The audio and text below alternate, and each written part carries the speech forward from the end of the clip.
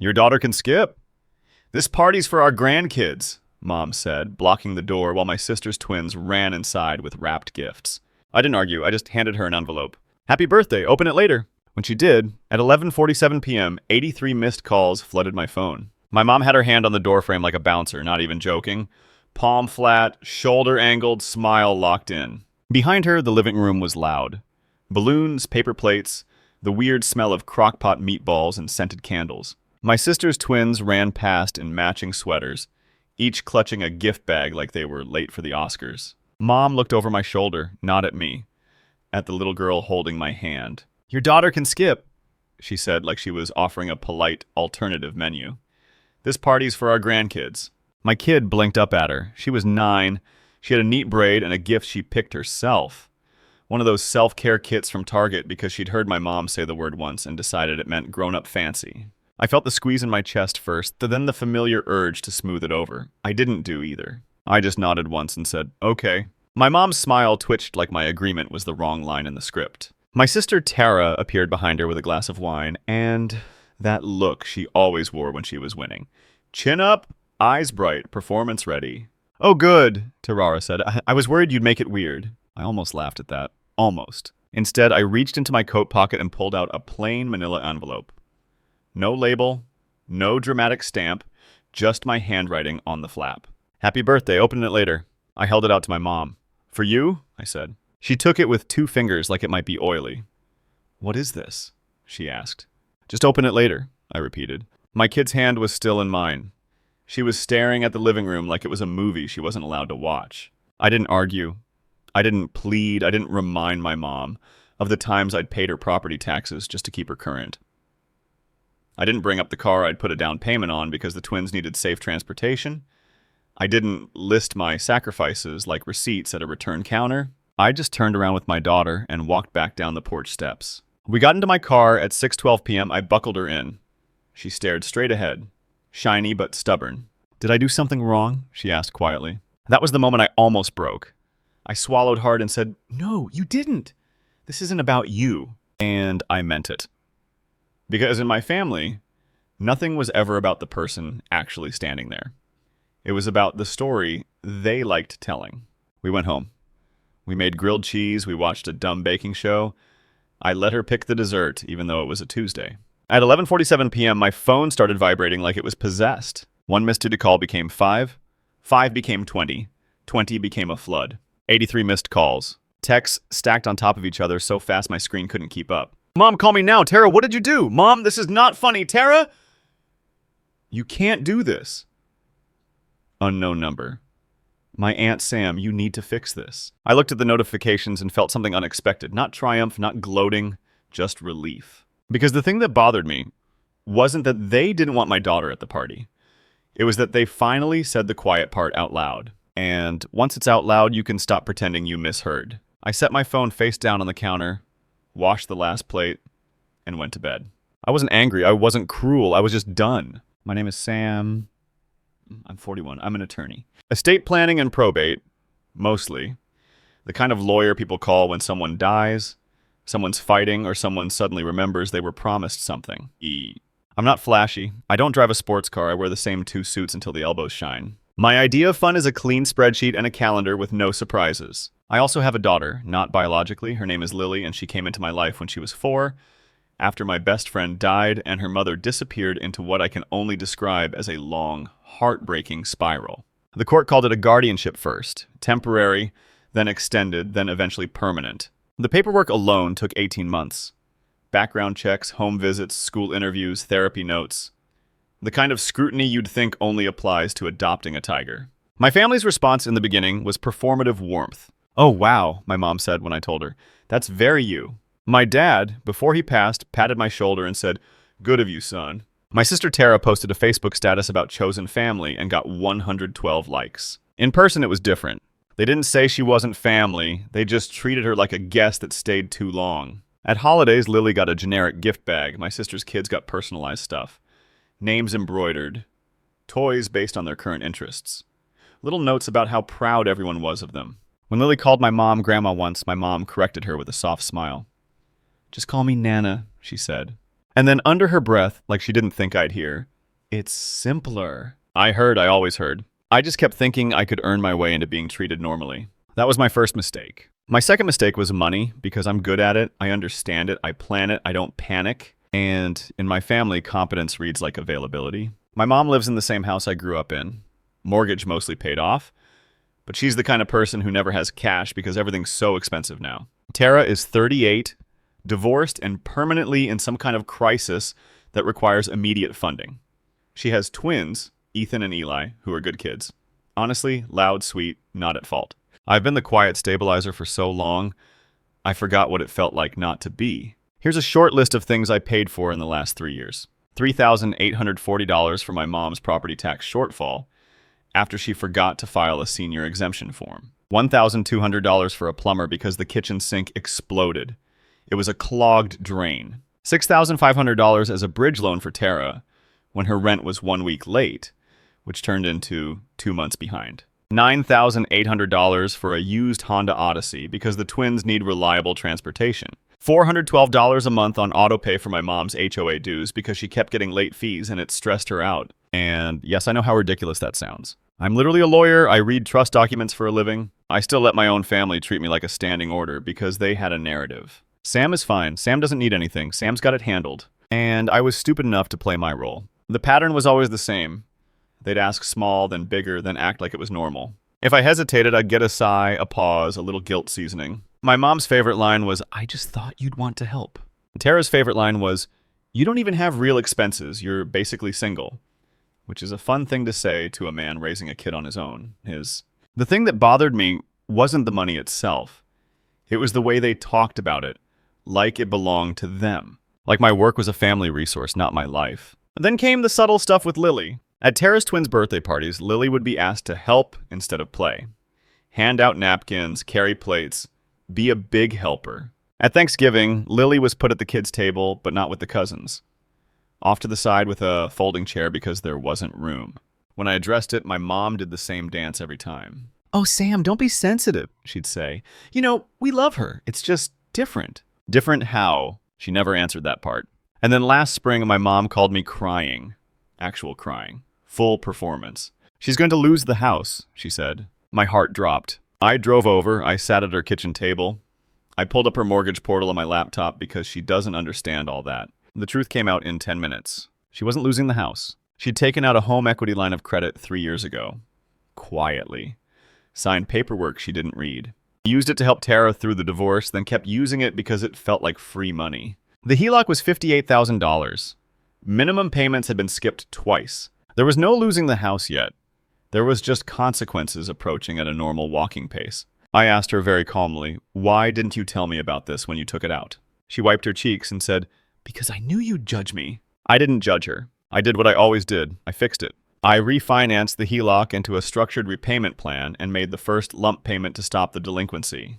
$12,000 from my savings. I told myself it was a one-time rescue. Then Tara started texting me like I was her bank's customer service line. "Did Mom tell you about the house? Are you handling it?"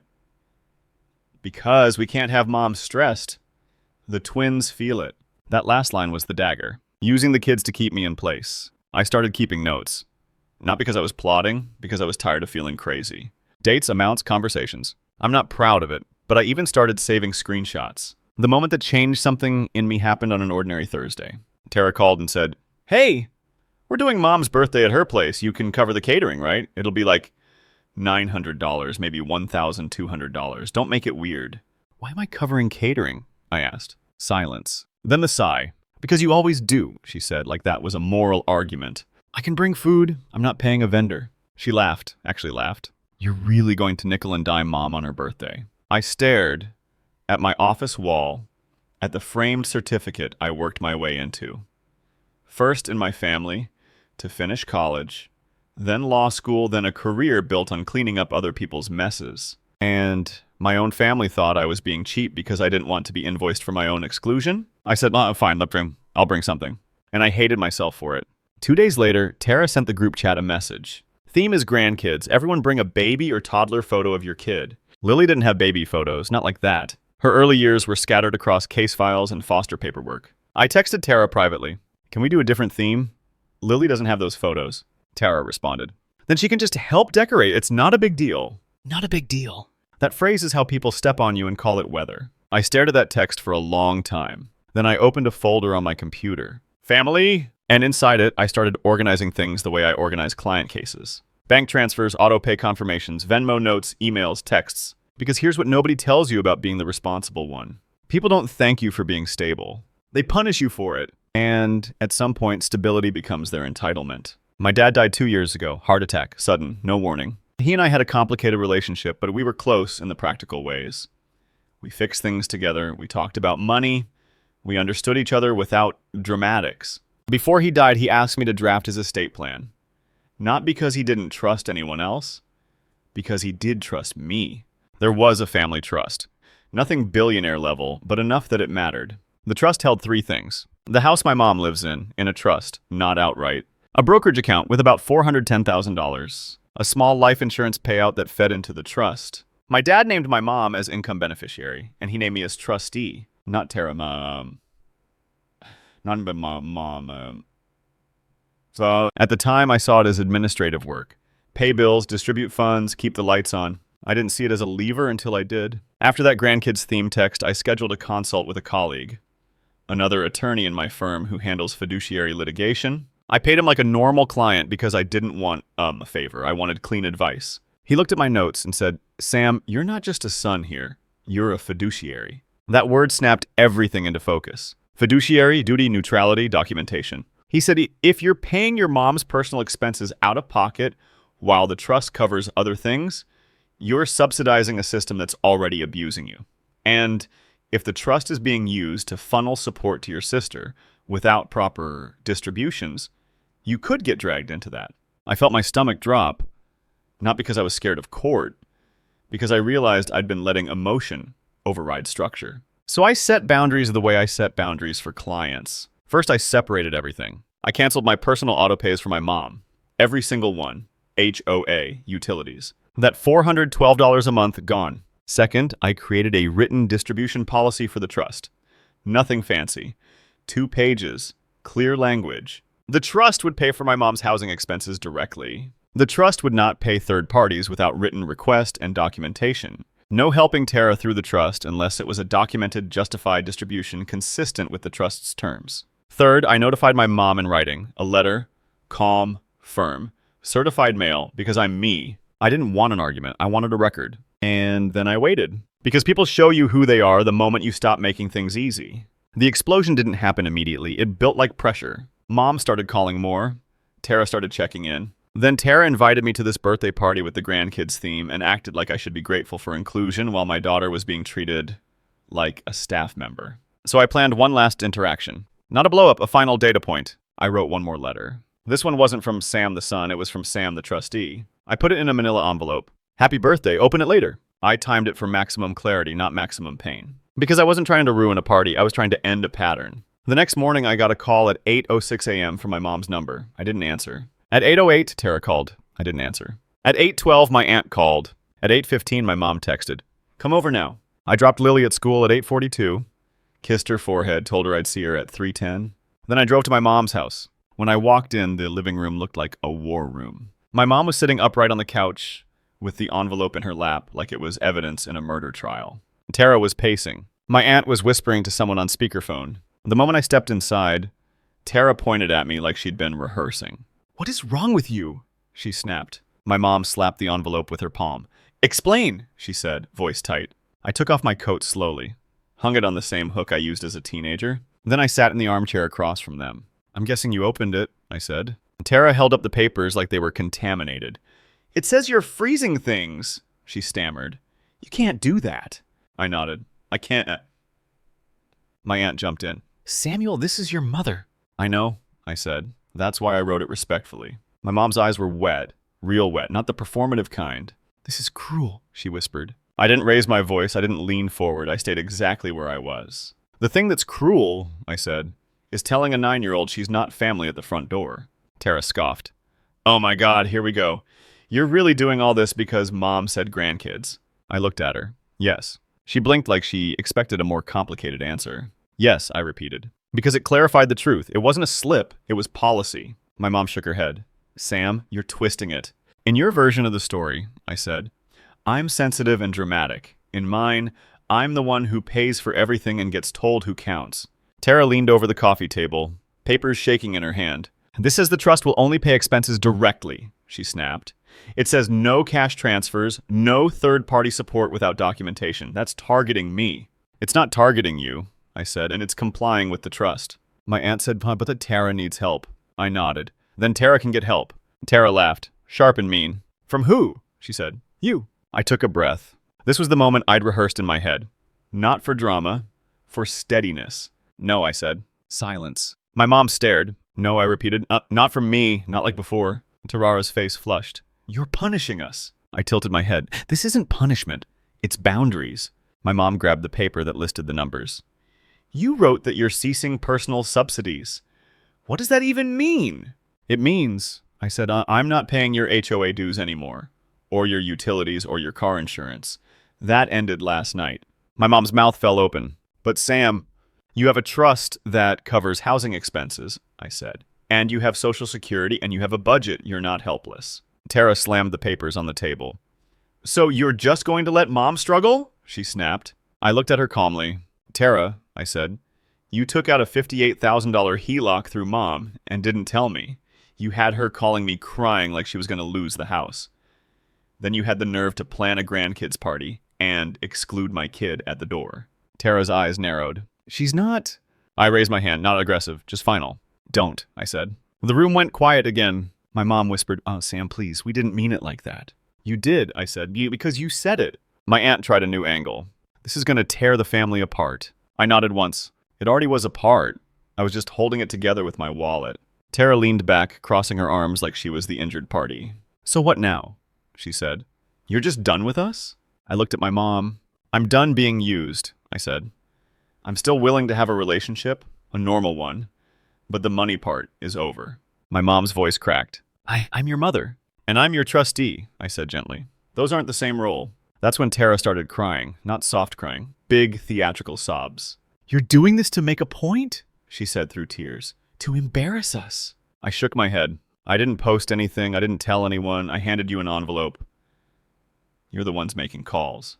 My mom clutched the papers like she could squeeze them into changing. What if I don't agree? She whispered. I kept my voice even. You don't have to agree, I said. The trust terms are what they are, and I'm following them. Then I stood up. I didn't slam a door. I didn't throw a line meant for applause. I just said the truth. I wasn't planning to destroy you, I said. I was planning to stop letting you destroy me. And I left. The next 48 hours were a masterclass in manipulation. First, anger. Tara texted, You're heartless. Mom is crying. The twins are asking why you hate them. I didn't respond. Then guilt. Mom texted, I raised you. I never thought my own son would do this to me. I didn't respond. Then concern. My aunt left a voicemail about my mental health and how this isn't like me. That one almost got me because it was half true. It wasn't like me. The old me would have panicked and fixed it, but I'd already moved the pieces. That's the part people don't understand about boundaries. The real power isn't the speech, it's the structure. The autopays were off.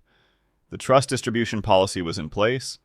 The bank had instructions in writing for how disbursements were handled. And because I'm a lawyer, I did it clean. No gray areas, no shouting, just procedure. A week later, Tara tried another move. She showed up at my office. Reception called and said, There's a woman here asking for you. She says it's urgent. I walked out and saw her sitting with her arms crossed, tears preloaded. She stood up fast. Sam, please. I kept my voice low because I'm not a monster and I'm not trying to create a scene. I can't talk about personal trust matters here, I said. When you email me. She grabbed my sleeve. You can't cut Mom off like this. I removed her hand gently. I didn't cut her off. I stopped paying for things personally. The trust covers what it's supposed to cover. Her face hardened. So you'll let the twins suffer. There it was again, the kids as leverage. I exhaled slowly. The twins aren't suffering, I said. They have a mother, they have a father, they have grandparents, they have resources. What they don't have is access to my bank account anymore. She looked like she wanted to scream. Instead, she whispered, Venom, sweet. You think you're better than us because you're a lawyer? I nodded slightly. No, I think I'm tired because I'm a lawyer and because I've been cleaning up messes I didn't make. Then she did the last predictable thing. She threatened me. You know, Mom can remove you, she said. We'll get someone else as trustee. I almost smiled. Try, I said calmly. And if you want to challenge it, you can do it in court with the trust document, with your HELOCs, with everything documented. Her eyes widened, because she realized, finally, that the way I handle family now was the way I handle cases. Facts, paper, process. Not emotion, not pleading, not being the family ATM. The calls slowed down after that. Not because they accepted it, because they realized the usual tactics didn't work anymore. It's been 11 months. Lily calls my mom Nana now, because Lily is smart and adaptable, and I refuse to make her fight battles she didn't choose. But here's the difference. Lily isn't trying to earn her way into the room anymore, neither am I. My mom and I talk about once every 2 weeks. Short calls, weather, school, nothing financial. The first time she started to drift toward money, I said, I'm not discussing that, and changed the subject. Tara and I don't really speak. I send birthday gifts to the twins directly, nothing huge. Books, Lego sets, a jacket, when winter hit early. I include a note that says, you'll love you. Because I do. And because I won't punish children for adult behavior. My finances are quieter now, not richer, quieter. I sleep better. I go to the gym again. I don't flinch when my phone buzzes. And the thing I didn't expect. Lily laughs more. Because kids feel safety like temperature. They don't need big speeches. They need consistency. Here's what I learned the hard way. In some families, your value isn't who you are. It's what you provide. And the moment you stop providing, they act like you changed. You didn't. You just stopped compensating for their choices. I don't tell myself I won. This wasn't a competition. It was an exit from a role I never agreed to play. Not revenge, just boundaries. If you're reading this and you're the steady one, the spreadsheet one, the fixer, listen to me. People who love you don't make you prove your place. And anyone who can exclude your child at the door doesn't get to keep a key to your life. That's it. That's the whole lesson. And honestly, it's the first birthday gift I've ever given myself that actually lasted. I'm on Sam's side here because his 9-year-old was turned away at 6:12 p.m. With this parties for our grandkids after he'd been covering $412 per month HOA and even stabilized a $58,000 HELOC. And he chose a happy birthday open it later envelope instead of a scene. What this story teaches us is that boundaries only hold when they're built into systems, especially when second the money flow. Cancel personal autopays, require direct payment of approved expenses, and send changes by certified mail with a clear deadline.